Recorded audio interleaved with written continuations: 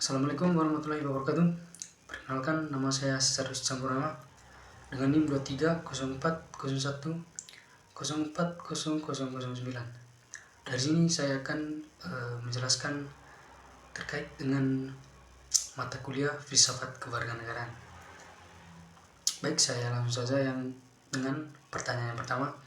Itu apa yang kalian mengerti tentang warga negara kompeten berdasarkan teks atau artikel? Yang saya pahami tentang warga negara kompeten itu adalah bisa didefinisikan sebagai individu yang memiliki pengetahuan, keterampilan dan moral yang memadai untuk berperan aktif dalam kehidupan berbangsa dan bernegara. Mereka bukan hanya mampu memilih pemimpin, tetapi juga mampu mengawasi kinerja pemerintah, memperjuangkan hak mereka, dan berkontribusi pada pembangunan bangsa.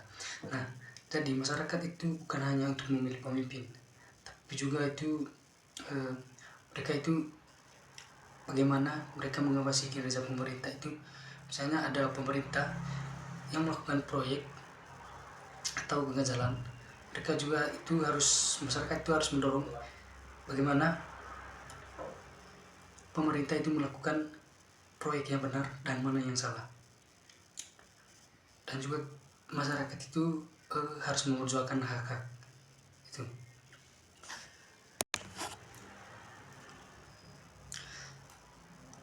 Baik, kita lanjut di pertanyaan kedua.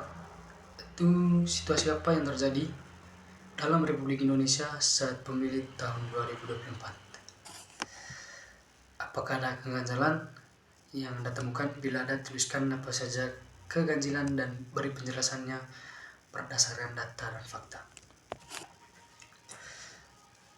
Situasi pemilu di 2024 itu misalnya tingginya angka politik uang.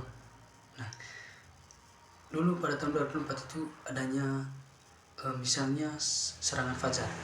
Nah, serangan fajar ini itu yang membagikan uang kepada masyarakat untuk seorang calon pemilu itu bisa dapat menempatkan suara yang banyak. Hal itu yang menunjukkan bahwa lemahnya penegakan hukum dan rendahnya kesadaran masyarakat terhadap politik yang bersih. Kemudian hoaks dan ujaran kebencian. Nah, hoaks dan ujaran kebencian ini misalnya dalam media sosial itu memberitakan berita palsu yang diujarkan kebencian yang bertujuan untuk menjatuhkan kandidat tertentu. Itu bisa berpotensi untuk memecah belah persatuan bangsa dan mengganggu kelancaran proses demokrasi. Terus kurangnya edukasi politik. Nah, masih banyak masyarakat yang belum memahami hak dan kewajiban mereka sebagai pemilih. Hal itu dapat dimanfaatkan oleh pihak tertentu untuk memanipulasi suara mereka, begitu. Lanjut dengan pertanyaan ketiga. Itu jelaskan upaya apa saja yang diperlukan agar demokrasi di Indonesia bisa berkembang. Upaya untuk memajukan demokrasi di Indonesia itu bisa dilakukan dengan cara yang pertama itu penegakan hukum yang tegas. Itu bisa penegakan itu yang tegas terhadap pelanggaran pemilu dapat mencegah praktik politik uang dan hoaks. Kemudian pendidikan politik, meningkatkan edukasi politik bagi masyarakat agar mereka lebih memahami hak dan kewajiban mereka sebagai pemilih. Terus gunakan pemanfaatkan teknologi yang baik. Bagaimana itu teknologi itu untuk meningkatkan transparansi dan akuntabilitas dalam proses pemilu. Kemudian partisipasi kita sebagai masyarakat. Itu bisa masyarakat itu mendorong partisipasi masyarakat sipil dalam mengawasi dan mengevaluasi kinerja pemerintah. Pertanyaan keempat itu mengapa warga negara itu harus kompeten dalam konteks republik.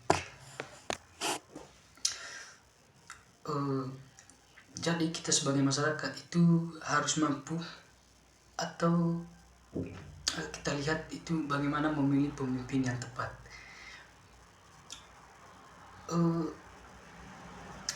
Warga negara yang kompeten itu memiliki pengetahuan dan informasi yang cukup untuk memilih pemimpin visioner dan berintegritas. Kemudian masyarakat juga itu harus mampu mengawasi kinerja pemerintah. Itu gunanya itu bisa memahami kebajikan pemerintah dan kritis terhadap kinerja mereka. Kemudian kita itu harus mampu memperjuangkan hak-hak dan kewajiban kita sebagai masyarakat. Terus kita sebagai masyarakat juga berkontribusi pada pembangunan bangsa. Itu bisa mempengaruhi keterampilan dan pengetahuan yang dibutuhkan untuk berkontribusi pada pembangunan bangsa. Baik, kita langsung dengan pertanyaan terakhir, yaitu pertanyaan yang kelima. Itu bagaimana mewujudkan warga negara yang kompeten. Misalnya itu meningkatnya kualitas pendidikan. Bagaimana pendidikan yang berkualitas itu dapat membekali siswa dengan pengetahuan, keterampilan, dan moral yang dibutuhkan untuk menjadi warga negara yang kompeten. Kemudian memperkuat pendidikan karakter.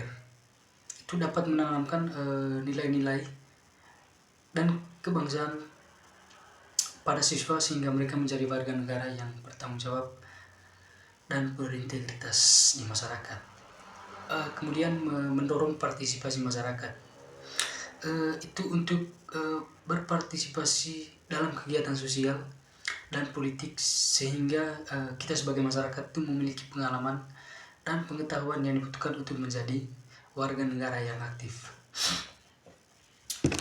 Kemudian memanfaatkan media massa dengan baik. Itu dapat misalnya itu menyebarkan informasi dan edukasi tentang pentingnya menjadi warga negara dan kompeten, bukan